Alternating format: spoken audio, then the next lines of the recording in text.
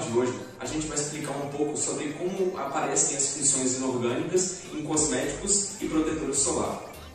Nós vamos entender como que essas substâncias são os ingredientes secretos, podemos dizer assim, e como eles têm a capacidade de fazer esses produtos até brilharem, literalmente. Então segura aí, porque a gente vai entender um pouco sobre os mistérios sobre os cosméticos e protetor solar, e a gente vai entender como que algumas funções inorgânicas são as estrelas por trás desse show.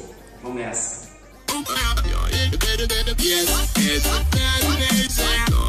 Agora a gente vai focar um pouco mais sobre o protetor solar. Uma característica é que, muito frequentemente, em funções inorgânicas dentro do protetor solar, são usados o dióxido de titânio e o óxido de zinco, que a gente vai aprofundar um pouco mais à frente.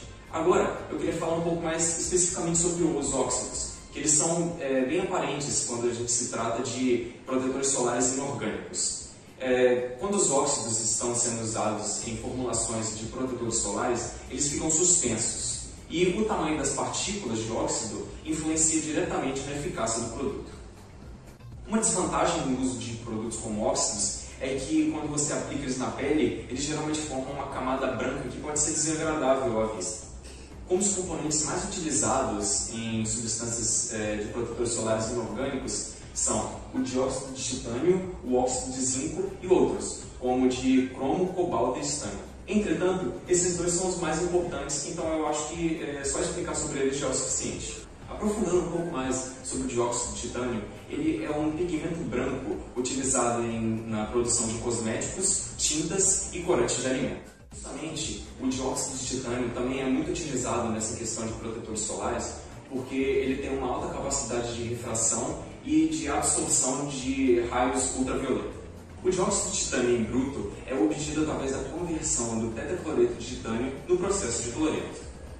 Outro processo também muito utilizado para a obtenção de dióxido de titânio é a base de ilmenita, que é digerida em ácido sulfúrico. Agora a gente vai falar um pouco mais sobre o óxido de zinco. Ele também é muito utilizado em protetores solares por conta das suas capacidades protetoras e purificantes. O óxido de zinco também é muito utilizado nessa questão de protetores solares por conta dessa capacidade de absorver raios ultravioletas A e B. Ele também tem características anti-inflamatórias, adstringentes e de secagem. O óxido de zinco aparece em forma de micropartículas e tem uma maior proteção contra raios ultravioletas A.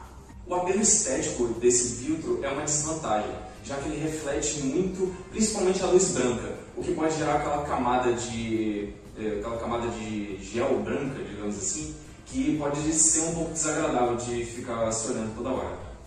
As partículas de luz branca, justamente, são as que são mais difundidas pela luz, logo elas tornam as mais aparentes. O óxido de zinco ele é formado a partir da corrosão inicial do zinco em uma atmosfera relativamente seca. E justamente vem dessa reação entre moléculas de zinco com moléculas de oxigênio. E elas vão formar um óxido de zinco.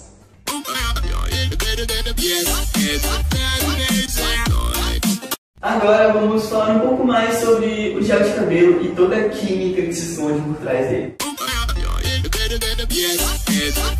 As funções inorgânicas presentes no gel de cabelo são essenciais para manter a homogeneidade do produto.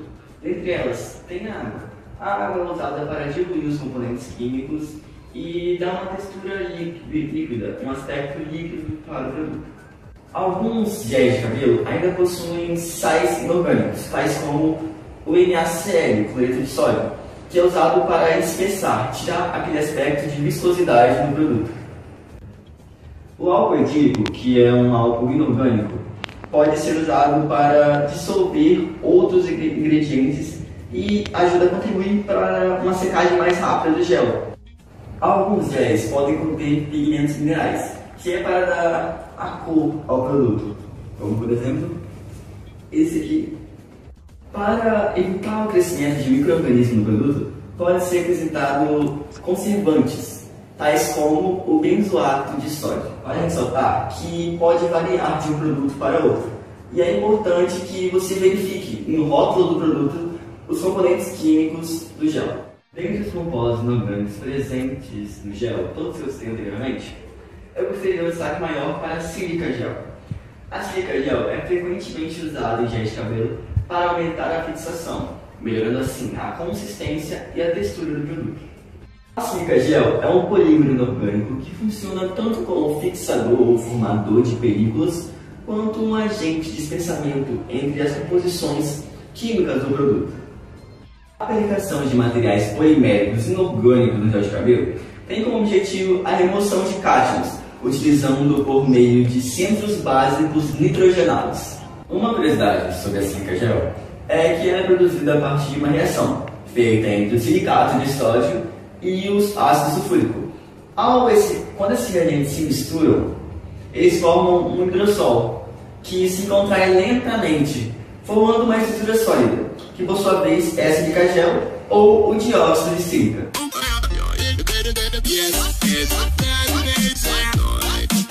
Olá, falando mais sobre cosméticos, o esmalte ele é um cosmético no qual está pertencente a todas as funções inorgânicas, devido às suas diversas fórmulas, sendo elas os óxidos, os ácidos, as bases e os sais. Já falando mais especificamente sobre algumas funções inorgânicas presentes no esmalte, nós temos os óxidos. Os óxidos, eles ajudam a dar cores metálicas ou cores em gerais ao esmalte e até gerar uma resistência ali. Os ácidos e as bases, eles são responsáveis por ajustar o pH do esmalte e criar uma película sobre a unha. Já os sais, eles são responsáveis pela secagem e pela resistência do esmalte na unha. E falando mais especificamente sobre as funções inorgânicas presentes no esmalte, nós temos como óxido o óxido de titânio. O óxido de titânio ele é um elemento que pode proporcionar uma maior opacidade ou uma maior clareza, fazendo tons mais claros ou mais escuros no esmalte. Um exemplo disso seriam cores de esmaltes mais claras. Sendo assim, esse esmalte tem uma grande probabilidade de conter o óxido de titânio. Já falando mais sobre os ácidos, nós temos os ácidos cítricos. Os ácidos cítricos eles são utilizados para regular o pH do esmalte. Já sobre as bases, nós temos aqui como exemplo o hidróxido de sódio. O hidróxido de sódio ele pode ser usado em pequenas quantidades para auxiliar na formação de uma película no esmalte, assim ajudando na sua resistência. Já falando mais sobre os sais inorgânicos, nós temos o cloreto de zinco. O cloreto de zinco ele pode ser utilizado para gerar mais aderência e durabilidade ao esmalte.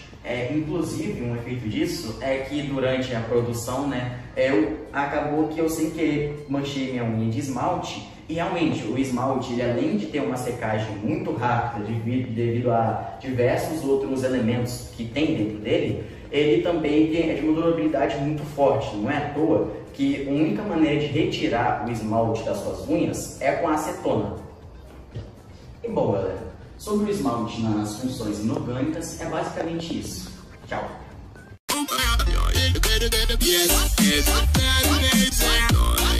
Bom, agora eu vou falar um pouco sobre os compostos inorgânicos presentes no desodorante antitranspirante. A gente tem muitos, mas eu gostaria de dar um destaque para o cloreto de alumínio, porque ele tem muitas coisas interessantes que a gente vai ver agora. O cloreto de alumínio é um composto inorgânico e tem um aspecto sólido, cristalino e branco. E ele está presente em grande parte dos antitranspirantes porque ele contém a qualidade de conseguir conter o suor. E isso é extremamente importante para as pessoas que transpiram muito. E agora a gente vai ver um pouco mais da química, como é que funciona como é que ele faz para evitar esse suor. Então pode passar. Agora eu vou falar sobre como que funciona a química para evitar essa transpiração. Basicamente, o antitranspirante ele vai difundir o cloreto de alumínio através dos dutos das glândulas sudoríparas até a abertura do epiderme.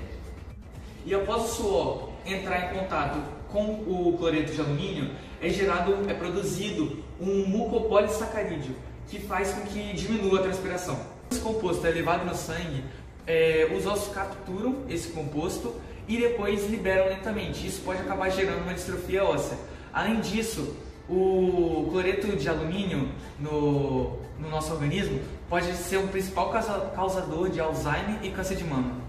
Em 2013, foi encaminhado pelo Ministério Público à Anvisa um projeto para verificar a presença do cloreto de alumínio nos desodorantes, tanto em marcas comercializadas em supermercados, em shoppings e etc. E a Anvisa foi verificar. De acordo com a Anvisa, apenas 15% de alumínio é permitido nos desodorantes. e quando ela verificou, todas as empresas, todas as marcas estavam de acordo com esses 15%. Bom, e uma curiosidade que eu achei muito interessante é que, segundo a dermatologista Valéria Campos, membro do SBD, o Brasil é o país que mais consome desodorantes no mundo.